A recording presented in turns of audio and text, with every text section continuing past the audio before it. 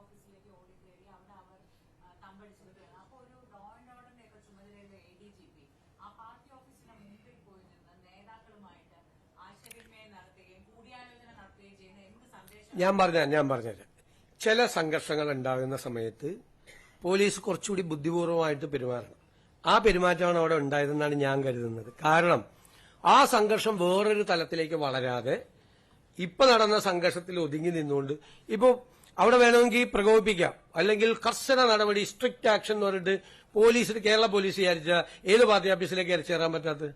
ഇരച്ചു കയറാം. ആ പാർട്ടി ഓഫീസിലേക്ക് ഇരച്ചു കയറി അവിടെയുള്ള ആളുകളെ കുറെ പേരെ തല്ലി, കുറെ പേര് തടയുമല്ലോ. അപ്പൊ അവർക്കിട്ടൊക്കെ നല്ല അടിയൊക്കെ കൊടുത്ത്, വേണമെങ്കിൽ വല്ല വൈരാഗ്യമുള്ളവന്റെ 2 കൂടുതൽ കൊടുത്ത് ഇതൊക്കെ പോലീസിന് ചെയ്യാം.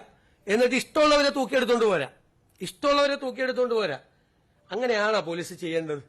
ഞാൻ കരുതുന്നത് പോലീസ് ചെയ്തത് കുറച്ചുകൂടി സംഘർഷം അയവ് വരുത്താൻ അജിറ്റേറ്റഡായി കുറെ ആളുകൾ നിൽക്കുകയാണ്. അതിന്റെ ഇടയിൽ ക്രിമിനൽസും ഉണ്ട് അതിന്റെ ഇടയിൽ നിൽക്കുമ്പോൾ വളരെ ബുദ്ധിപൂർവ്വം ചെയ്തു. ഇനി കേസ് അന്വേഷണം നടക്കല്ലേ, തെറ്റ് ചെയ്ത ഒരാളും രക്ഷപ്പെടില്ല. കുറ്റകൃത്യം, താങ്കളുടെ ചോദ്യം കറക്റ്റാണ്. കുറ്റകൃത്യം ചെയ്ത ഒരാളും രക്ഷപ്പെടില്ല, നടപടിയെടുക്കും.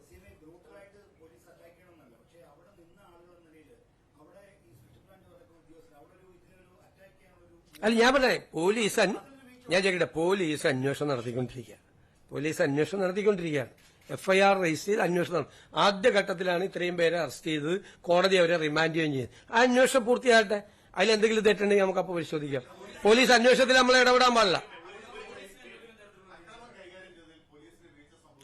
അല്ല, ഞാൻ കരുതുന്നില്ല. ഞാൻ അതുകൊണ്ടാണ് ഞാൻ അഭിനന്ദിക്കുകയല്ലേ ചെയ്തത്. ആഭ്യന്തരമന്ത്രി TV-യിൽ കണ്ടിട്ടാണ് പോലീസിനെ വിട്ടത്.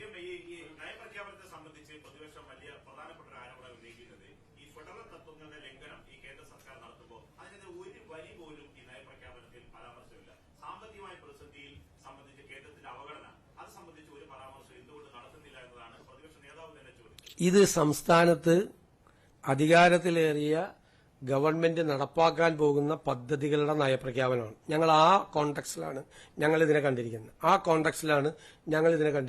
സംസ്ഥാനത്ത് നടപ്പാക്കാൻ പോകുന്ന പദ്ധതികളുടെ പ്രഖ്യാപനം പോസിറ്റീവായിട്ടുള്ളൊരു കാര്യം. തുടക്കത്തിൽ തന്നെ പറയേണ്ട ഒരു പുതുയുഗ സൃഷ്ടിക്കായിട്ടുള്ള തുടക്കമായിട്ടാണ്. മനസ്സിലായില്ലേ നമ്മൾ ചെയ്തിരിക്കുന്നത്? കേന്ദ്രത്തിനെ വിമർശിക്കേണ്ട ഘട്ടം, കേന്ദ്രമായിട്ടുള്ള ഇടപെടലുകൾ ഞങ്ങൾ ആരംഭിച്ചിട്ടേ ഉള്ളൂ. വിമർശിക്കുന്ന ഘട്ടം വരുമ്പോൾ വിമർശിക്കാം. ആദ്യമേ വിമർശിക്കണം എന്തിനാ? ഞങ്ങൾ പറയട്ടെ, ഞങ്ങളിതെല്ലാം പരിശോധിക്കട്ടെ. കിട്ടാനുള്ള പണം എത്ര? ഞങ്ങളെല്ലാം പരിശോധിക്കുന്നുണ്ട്. കിട്ടാനുള്ള പണം എത്രയാണ് അവിടെ നിന്ന്? എന്തുകൊണ്ടാണ് അത് തരാത്തത്? ഓഡിറ്റഡ് സർട്ടിഫിക്കറ്റ് കൊടുക്കാത്തതുകൊണ്ടാണോ? Utility certificate കൊടുക്കാത്തതാണോ?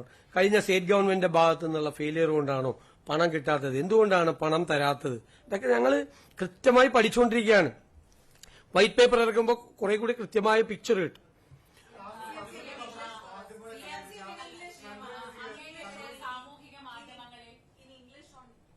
അല്ല, മാധ്യമങ്ങളിൽ പോസ്റ്റ് ഇട്ട ഒരു അധ്യാപകനെ ആറ്റിങ്ങലുള്ള ഗവൺമെന്റ് സ്കൂളിലെ പ്രിൻസിപ്പൽ അദ്ദേഹം വിരമിക്കുന്നതിന് 2 ദിവസം മുമ്പ് സർവീസിൽ നിന്ന് സസ്പെൻഡ് ചെയ്തിട്ടുണ്ട്. അതിന് കാരണമായിട്ട് പറയുന്നത് മുഖ്യമന്ത്രിയെ അപകീർത്തിപ്പെടുത്തിക്കൊണ്ടുള്ള ഒരു പോസ്റ്റ് ഇട്ടു എന്നുള്ളതാണ്. അപ്പൊ മുൻ മുഖ്യമന്ത്രിക്കെതിരെ അങ്ങനെ ചില കാര്യങ്ങൾ വന്നിട്ടുള്ളപ്പോൾ സമാന നടപടികൾ ഉണ്ടായിട്ടുണ്ട്. അത്തരത്തിലൊരു നയം തന്നെയാണോ ഇത് കണ്ടായിരുന്നോ? പോസ്റ്റ് കണ്ടായിരുന്നോ? നിങ്ങൾ ഇനി പറ, നടപടി എടുക്കണ്ടേ?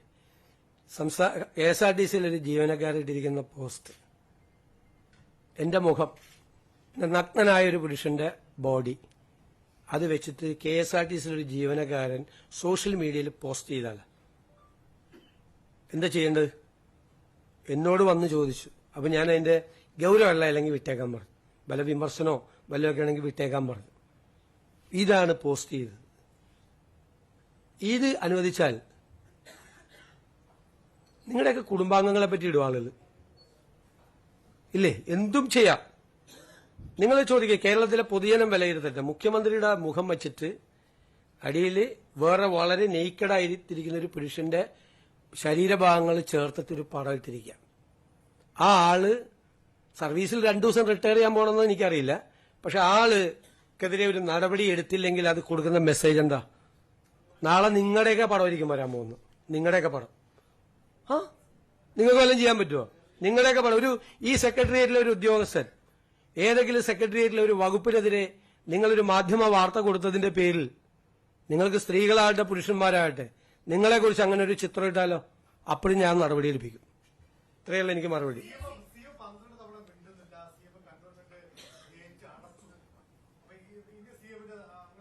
കന്റോൺമെന്റ് ഗേറ്റ് ഒന്നും അടച്ചിട്ടില്ല. കന്റോൺമെന്റിലെ ഗേറ്റ് ഒന്നും അടച്ചിട്ടില്ല. ഇനി വേറൊരു തമാശയും കൂടി വന്നു.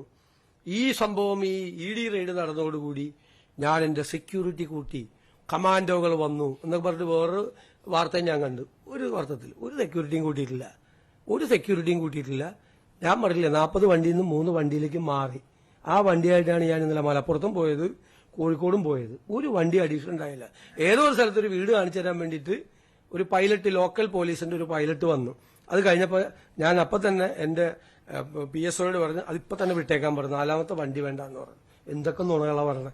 എല്ലാ നുണകൾക്കും നമ്മൾ പറയാൻ പറ്റുമോ? എല്ലാ നുണകൾക്കും നമുക്ക് മറുപടി പറയാൻ പറ്റുമോ? പിന്നെ രാവിലേക്കൊന്ന് വീട്ടിലേക്ക് ഒന്ന് ഇരിക്കുമ്പോൾ നമ്മളൊന്ന് റെഡിയായി ഒന്ന് കുളിച്ചൊക്കെ ഇറങ്ങി, എന്നിട്ട് അവിടെ നിന്ന് പോയി അടുത്ത പരിപാടിക്ക് പങ്കെടുക്കുമ്പോൾ ആ പരിപാടിയിൽ നിൽക്കുകയാണ്. കേരള ഹൗസിൽ നിന്ന് ഞാൻ ഇറങ്ങുമ്പോൾ ഈ ചോദ്യം ചോദിക്കുകയാണ്. അപ്പോഴാണ് മറ്റേ എനിക്ക് ഇത് കിട്ടിയത്. അത് കഴിഞ്ഞിട്ട് ഞാൻ അവിടെ നിന്ന് എയർപോർട്ടിലെത്തുമ്പോൾ വീണ്ടും ചോദ്യം ചോദിക്കുകയാണ്. എവിടെ? ഡൽഹി എയർപോർട്ടിൽ നിന്ന് ഞാൻ രാത്രി കൊച്ചി എയർപോർട്ടിൽ ഇറങ്ങുമ്പോൾ അവിടെയും ചോദ്യം ചോദിക്കുകയാണ്. അത് കഴിഞ്ഞിട്ട് അവിടെ നിന്ന് ഒരു 2 കിലോമീറ്റർ 3 കിലോമീറ്ററുകൾ എന്റെ വീട്ടിലേക്ക്. അവിടെ ചെന്നപ്പോൾ അവിടെ നിൽക്കുകയാണ്. ഇത്രയും യൂണിറ്റുകൾ നിങ്ങൾക്ക് ഉണ്ടോ? ശരിക്കും അല്ല, ഞാൻ സീരിയസ് ആയിട്ട് ചോദിക്കുക, എനിക്കൊന്നും അറിയാൻ വേണ്ടിട്ടാ. ഇത്രയും യൂണിറ്റുകൾ നിങ്ങൾക്ക് ഉണ്ടോ? അപ്പൊ ശരി, ഇത്രയും മതി.